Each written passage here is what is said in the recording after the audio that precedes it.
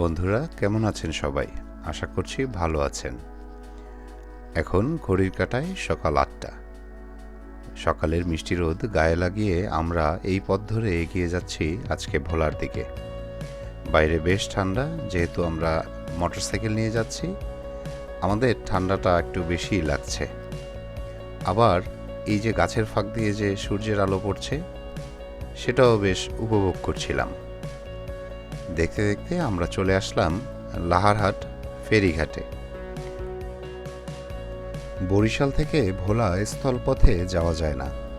ভোলা যেতে হলে আপনাকে অবশ্যই দীর্ঘ একটা নদীপথ পাড়ি দিতে হবে। বরিশাল থেকে আপনি ভোলা যেতে চাইলে আপনাকে বরিশাল লঞ্চঘাট থেকে ছোট লঞ্চে বা স্পিড বোটে যেতে হবে। আর সাথে যদি গাড়ি বা বাইক থাকে তাহলে যেতে পারবেন ফেরিতে করে। লঞ্চে বরিশাল থেকে ভোলা ভেদুরিয়া লঞ্চঘাট পর্যন্ত যেতে সময় লাগে 2 থেকে 2.5 ঘন্টা। স্পিডবোটে যেতে সময় লাগে 40 থেকে 45 মিনিট। আর লাহারহাট ফেরিঘাট থেকে ফেরিতে করে ভোলা ভেদুরিয়া ফেরিঘাট পর্যন্ত যেতে সময় লাগবে 2 ঘন্টার মতো। আজকে আমাদের সাথে বাইক ছিল, আমরা তাই ফেরিতে রওনা দিয়েছি ভোলার উদ্দেশ্যে। আপনি চাইলে লঞ্চেও এই বাইক নিয়ে যেতে পারবেন। আজকের যাত্রাতে ভোলা থেকে ফেরার সময় বেশ কিছু তিক্ত অভিজ্ঞতা ও বিব্রতকর পরিস্থিতির শিকার হয়েছি, তা আপনাদের সাথে শেয়ার করব ভিডিওর শেষ অংশে, যা শোনাটা খুবই জরুরি। লাহারহাট বিগাই নদী দিয়ে আমাদের ফেরি যাত্রা শুরু করলো। কালাবদর বড় নদীর মোহনা পার হয়ে ভেদুরিয়া গণেশপুরা নদীর ভেদুরিয়া ফেরিঘাটে পৌঁছাবে আমাদের এই ফেরি। যাত্রার সময় লাগবে 2 ঘন্টার মতো। দীর্ঘ নদীপথের যাত্রাটা উপভোগ করার জন্য আমি বুদ্ধি খুঁজতে থাকলাম। শেষমেশ আমি ফেরিতে রাখা একটি ট্রাকের উপরে উঠে বসলাম এবং চিন্তা করলাম শেষ মাথায় বসে বসে প্রকৃতি এবং নদীর সৌন্দর্য উপভোগ করব। আপনারাও আমার সাথে সেই সৌন্দর্য উপভোগ করতে থাকুন। শীতের সকালের সূর্যের আলো নদীর পানিতে পড়ে ঝলমল করছে। শীতের মিষ্টি কুয়াশার চাদর জড়িয়ে আছে চর, মাঠ ও নদীতে। প্রকৃতির অপরূপ সৌন্দর্য মন মাতানো। শান্ত নদীর জলের বুক চিরে স্পিডবোটগুলো এগিয়ে চলছে দুর্বার গতিতে। অনেক যাত্রী তার গন্তব্যে ছুটে চলছে। হ্যালো বিউটিফুল পিপল, আশা করছি যে যেখান থেকে দেখছেন সবাই সুস্থ আছেন এবং ভালো আছেন। আজকে শুক্রবারের সুন্দর একটি শীতের সকালে আপনাদেরকে স্বাগত জানাচ্ছি। আজকে বরিশাল থেকে আমি একটা জরুরি কাজে যাচ্ছি ভোলার উদ্দেশ্যে। যাত্রাপথে আমার সঙ্গী হিসেবে ছিল আমার বোন জামাই জিয়াদ। মূলত ওর একটা কাজের উদ্দেশ্যেই জরুরি কাজে বরিশাল থেকে ভোলার উদ্দেশ্যে যাত্রা শুরু করলাম। এখন আমি আছি লাহারহাট ফেরিঘাটে। ফেরিঘাট থেকে আমরা ভোলা ভেদুরিয়া ফেরি ঘাটের উদ্দেশ্যে যাত্রা শুরু করেছি ফেরিতে। আমি এখন বসে আছি ফেরির উপরে একটা ট্রাকের উপরে পণ্য বোঝাই করা সেই ট্রাকের শেষ মাথায়।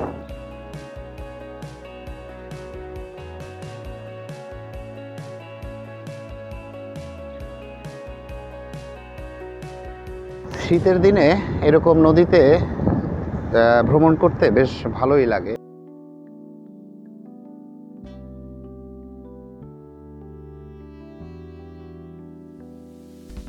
কি সুন্দর প্রাকৃতিক দৃশ্য, সুবহানাল্লাহ।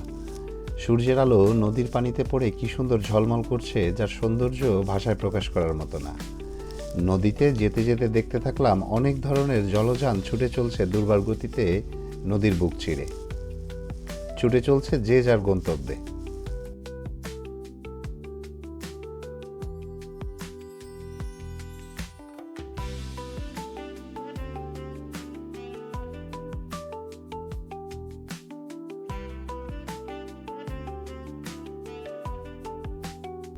আজকের পর্বটি একটু দীর্ঘ হতে চলেছে, মোটামুটি আধা ঘন্টার মতো একটি সময় আজকের এই পর্বটি অতিবাহিত হবে।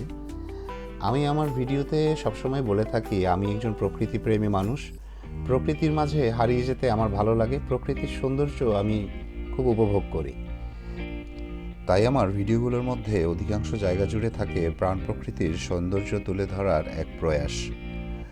আমি সময় পেলেই বের হয়ে যাই ঘুরতে, তবে অধিকাংশ সময় আমার একা ঘুরতে ভালো লাগে। আমাদের এই ছোট্ট জীবনে কী বা আছে? প্রকৃতির সৌন্দর্যের মাঝে আমি এক শান্তি খুঁজে বেড়াই। ওই যে দূরে দেখা যাচ্ছে কালাবদর মোহনা। এই নদীটি অনেক খরস্রোতা এবং গভীর নদী এবং অনেক বড়। বর্ষাকালে এই নদীর ঢেউ থাকে অনেক উত্তাল। শীতকালের কারণে এখন এই নদী অনেকটাই শান্ত। এই নদী দিয়ে বিভিন্ন জেলায় মানুষ যাতায়াত করে জনযানের মাধ্যমে। এই যে দেখতে পাচ্ছেন, এটি হচ্ছে শ্রীপুর একটি দ্বীপ, যার চারপাশে নদী বেষ্টিত। এই দ্বীপের লোকজনের যাতায়াতের একমাত্র মাধ্যম হচ্ছে ট্রলার, নৌকা ও লঞ্চ। এই যে চরটি দেখতে পাচ্ছেন, এই চরটির নাম হচ্ছে লেঙ্গুটিয়া চর। আমি ক্যামেরা জুম করে দেখানোর চেষ্টা করছি চরের মাঝে মহিষগুলোকে। শীতকালে যখন নদীর পানি কমে যায় তখন চরের ব্যাপ্তি ঘটে এবং এখানে প্রচুর সবুজ ঘাস জন্মায়। এই ঘাস খাওয়ানোর জন্য যারা মহিষ লালন পালন করেন তারা চলে আসেন এই চরে। এই দূরের যে ঘরগুলো দেখছেন, এগুলো অস্থায়ী ঘর। যারা মহিষ লালন পালন করছেন, মহিষ চড়াচ্ছেন, তারা এখানে অস্থায়ী ঘর বানায় এবং মহিষের দুধগুলো সংগ্রহ করে বিদেশের বিভিন্ন স্থানে পাঠিয়ে দেওয়া হয়। ভোলার মহিষের দুধের দইয়ের সুনাম রয়েছে সারা দেশ জুড়ে। শীতকালে নদীর নাব্যতার কারণে নদীতে চর জাগে, যার কারণে ফেরি ও লঞ্চ চলাচল করতে অসুবিধা হয়। তাই শীতে প্রতিনিয়ত ড্রেজিং চলতেই থাকে নদীর গভীরতা বাড়ানোর জন্য। আমার মনে হচ্ছে এই সময়ে নদীতে ইলিশ মাছ ধরায় নিষেধাজ্ঞা চলছে, যার কারণে একটি কোস্টগার্ডের জাহাজ অনবরত এই মোহনায় চলাচল করছিল এবং টহল দিচ্ছিল। এবং এই কোস্টগার্ডের এই বোটটি অনেকক্ষণ যাবৎ দেখলাম এই নদীতে টহল দিচ্ছে।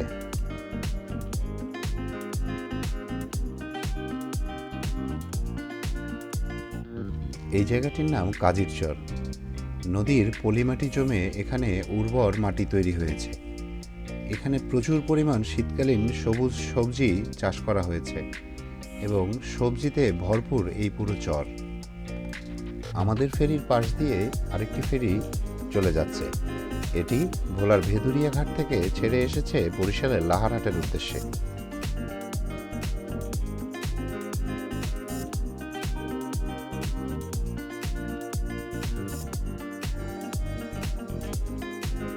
আমরা প্রায় ভোলার কাছাকাছি চলে এসেছি।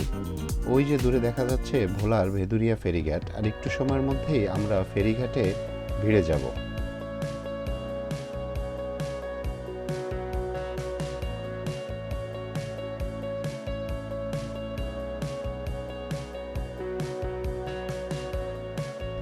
চলে আসলাম ভোলা শহরে। হাতের কাজ শেষ করার পরে দেখলাম কিছুটা সময় আছে, তাই ভোলা ঘুরে দেখা যাক। ভোলায় মসজিদ নির্মাণ শৈলীতে অনন্য। অনেক সুন্দর সুন্দর মসজিদ নির্মাণ করা হয়েছে এই ভোলায়। আমরা এখন আছি ভোলা শহরের নিজাম হাসিনা ফাউন্ডেশন মসজিদের ভিতরে। দারুণ নির্মাণ শৈলী এই মসজিদটির। এই মসজিদে কিছুক্ষণ অবস্থান করে এখান থেকে বের হলাম। চিন্তা করতে থাকলাম আর কি দেখার আছে আশেপাশে। আমরা যে কাজের জন্য ভোলা এসেছিলাম তা শেষ হয়ে গিয়েছে এবং তা শেষ করে আমাদের হাতে আরও 3 ঘন্টার সময় ছিল। তাই ভাবলাম ভোলায় যেহেতু এসে পড়েছি, কিছুটা ঘুরে দেখা যাক, এরপর ফিরবো বরিশালের পথে। এখান থেকে বেরিয়ে আশেপাশের লোকজনের কাছে জিজ্ঞাসা করলাম স্বল্প দূরত্বে সুন্দর কোনো জায়গা আছে কি দেখার মতো। ওনারা বললেন আপনারা তুলাতলী পর্যটন কেন্দ্র যেতে পারেন, ভালো লাগবে। ওনাদের ধন্যবাদ জ্ঞাপন করে তুলাতলী পর্যটন কেন্দ্রের লোকেশন নিয়ে আমরা রওনা হলাম তুলাতলীর উদ্দেশ্যে। এটি ভোলা সরকারি বালিকা উচ্চ বিদ্যালয়ের গেট। গেটে সুন্দর একটি পৃথিবীর মানচিত্র ভাস্কর্য তৈরি করা আছে। এখন আমরা চলে আসলাম ভোলা জেলা পরিষদের পুকুর পাড়। এটি প্রশাসনিক ভবন। এখানে কিছুক্ষণ দাঁড়িয়ে আবার আমরা রওনা হলাম তুলাতলীর উদ্দেশ্যে।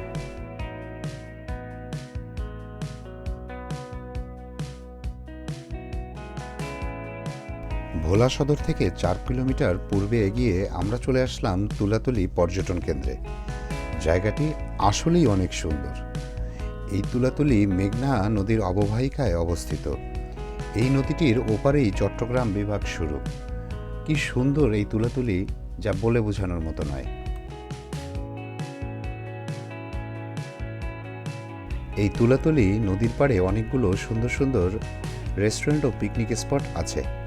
এখানে জনপ্রতি 20 টাকা টিকিট কেটে আমরা ঢুকে পড়লাম ইলিশবাড়ি রেস্টুরেন্ট এবং পিকনিক স্পটে। চলুন দেখি জায়গাটা কেমন।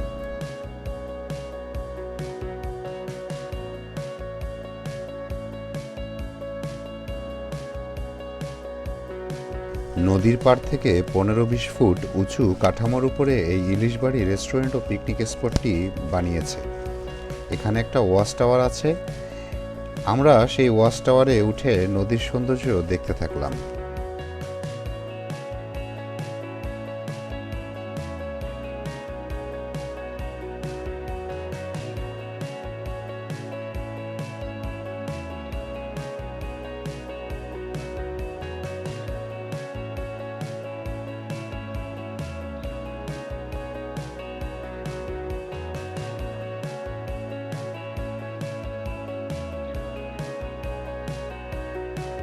শীতের হিমেল বাতাস ও দুপুরের মিষ্টি রোদে মন প্রাণ জুড়িয়ে গেল। ইট পাথরের জঙ্গল ও কার্বন ছেড়ে এই নদীর পাড়ে এসে এক প্রশান্তি অনুভব করছি। বিশুদ্ধ বাতাস, পর্যাপ্ত অক্সিজেনের ব্যাপারটা শরীর বেশ ভালোভাবেই উপলব্ধি করছে। প্রশান্তিতে আমাদের ঘুম আসছে। ইচ্ছে হচ্ছিল এখানে একটা মাদুর বিছিয়ে ঘুমিয়ে পড়ি দীর্ঘ সময়ের জন্য।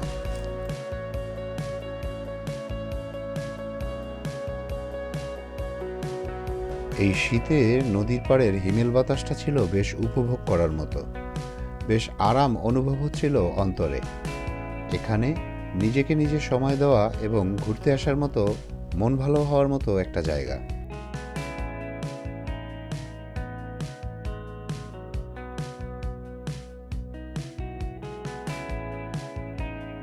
নদীর পাড় জুড়ে প্রচুর গাছগাছালিতে ঘেরা, মনে হচ্ছিল সবুজ চাদর বিছিয়ে রেখেছে।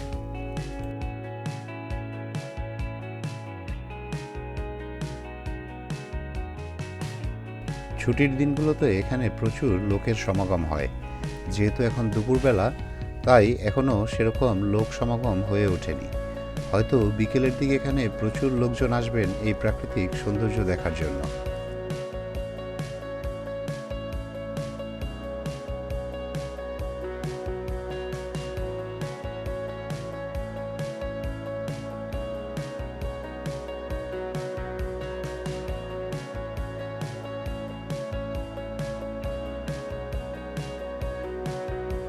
অনেকক্ষণ এই ইলিশবাড়ি রেস্টুরেন্টে আমরা ঘোরাঘুরি করলাম এবং হাঁটাহাঁটি করে এখন ক্লান্ত হয়ে আমরা এখানে আধা ঘন্টার জন্য বিশ্রাম নিতে বসলাম এবং কিছুক্ষণ গল্প করলাম।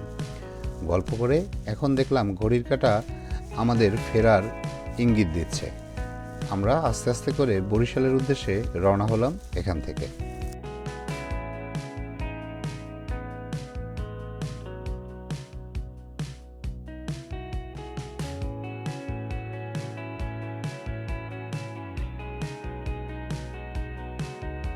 আজকে আমাদের বাহন ছিল এই ছোট্ট লাল টুকটুকি স্কুটারটি।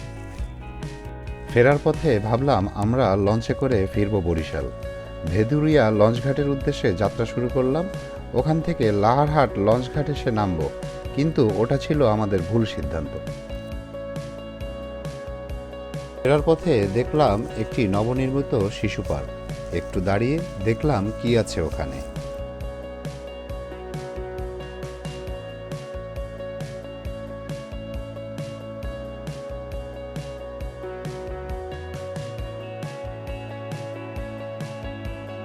আমরা চলে আসলাম ভোলার ভেদুরিয়া লঞ্চঘাট ও স্পিডবোট ঘাট। এখান থেকে আমাদের লঞ্চ যাত্রা শুরু হবে বরিশালের উদ্দেশ্যে। কিন্তু এখানে এসে পড়লাম আরেক বিড়ম্বনায়। এখানে সরকার নির্ধারিত ঘাট টিকিটের ধার ধারছে না ঘাট ইজারাদার প্রতিষ্ঠানের লোকেরা। তাদের ইচ্ছা মতন সরকার নির্ধারিত ভাড়ার চেয়েও বহুগুণ বেশি টাকা দাবি করছে ঘাট টিকিটের জন্য।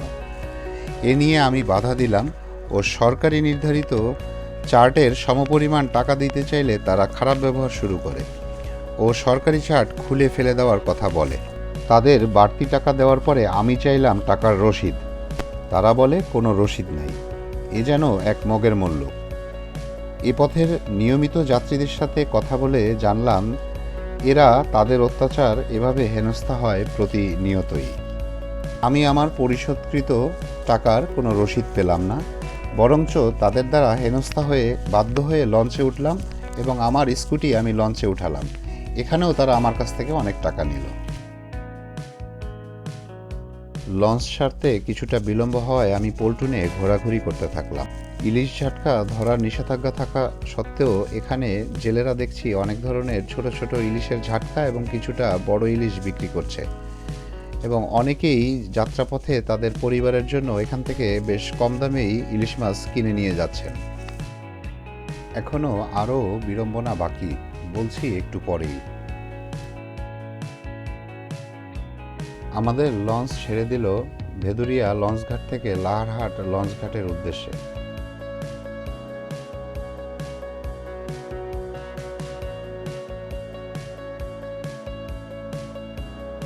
চলুন আপনাদের একটু ঘুরিয়ে দেখিয়ে নিয়ে আসি কেমন ছিল এই ছোট লঞ্চটি।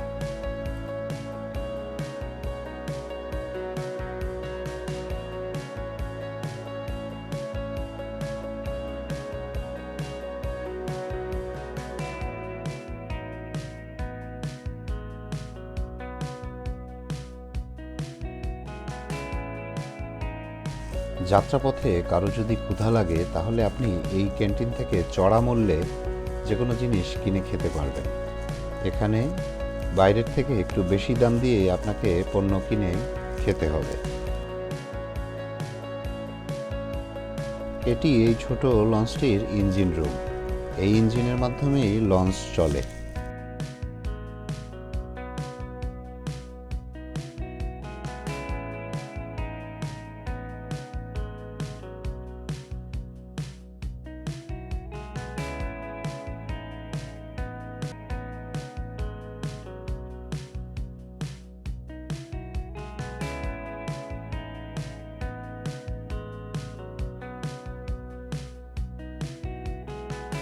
দীর্ঘ অনেক বছর পরে পালতোলা নৌকা দেখলাম নদীতে। লঞ্চ লাহারহাটের উদ্দেশ্যে ছাড়ার পরে আমাদের কাছে আসলেন লঞ্চের টিকিট মাস্টার। আমাদের ওই স্কুটির টিকিট কাটার পরে এখন তিনি দাবি করছেন আমাদের স্কুটি যে লঞ্চে উঠালাম সেটার জন্য লেবার চার্জ। ওদিকে কিন্তু ঘাট ইজারাদার আমার কাছ থেকে লেবার চার্জ আগেই নিয়েছে। এটি টিকিট মাস্টারকে জানানো হলে উনি বলছেন ওসব আমি জানি না, আপনাদেরকে লেবার চার্জ দিতেই হবে। কি একটা অবস্থা! এগুলো দেখার কেউ নেই, যে যার মতো টাকা নিয়ে যাচ্ছে যা ইচ্ছা খুশি। ওখানেও বাধ্য হয়ে আবার টাকা দিলাম। ক্লান্ত শরীরে এইসব ঝক্কি ঝামেলায় মনটা খারাপ হয়ে গেল বেশ। মনটা ভালো করার জন্য এসে বসলাম লঞ্চের সামনের সিঁড়িতে, আর তাকিয়ে তাকিয়ে নদীর সৌন্দর্য দেখতে থাকলাম।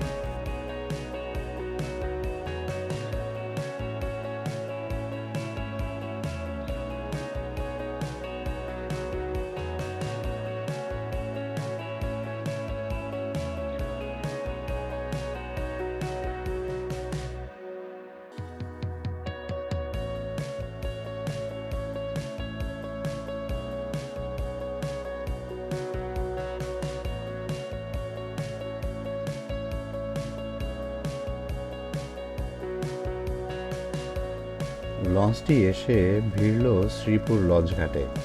এখানে যাত্রী উঠল, নামলো এবং আবার যাত্রা শুরু করলো লাহারহাটের উদ্দেশ্যে।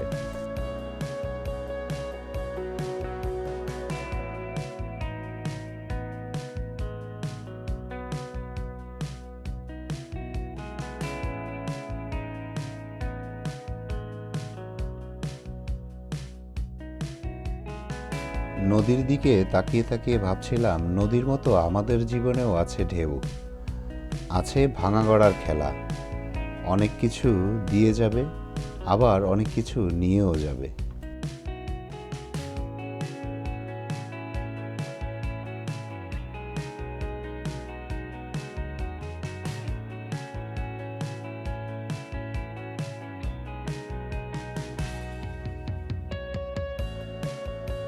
বিকেলের অস্তমিত সূর্যের স্বর্ণালী আলো এসে পড়েছে নদীর পানিতে। সোনালী মুক্তোর মতো ঝলমল করছে ছোট ছোট ঢেউগুলো। এমন অবস্থায় আমি কিছুটা উদাসী হয়ে গেলাম, কিছুটা নস্টালজিকও। হঠাৎ মনে পড়েছে জীবনের ফেলে আসা স্বর্ণালী দিনগুলোর কথা। এখন ঘড়ির কাঁটায় সময় বিকেল 4:40। দেখতে দেখতে চলে আসলাম বরিশাল লাহারহাট লঞ্চ ঘাটে। এখন বাসায় ফেরার পালা। কিন্তু এখানে এসেও সেই ইজারাদারদের ঝামেলা। ঘাট টিকিটের নামে তারা দাবি করছে অনেকগুলো টাকা। এখানে ঝামেলা মিটিয়ে ক্লান্ত শরীর নিয়ে আস্তে আস্তে এগিয়ে চললাম বাসার উদ্দেশ্যে। বন্ধুরা, আজকে আমার ভোলা ভ্রমণের দীর্ঘ পর্বে আমার সাথে থাকার জন্য আপনাদেরকে জানাচ্ছি কৃতজ্ঞতা ও ধন্যবাদ। আবার দেখা হবে অন্য কোনো পথে, অন্য কোনো দিন। ভালো থাকুন, সুস্থ থাকুন। আল্লাহ হাফেজ।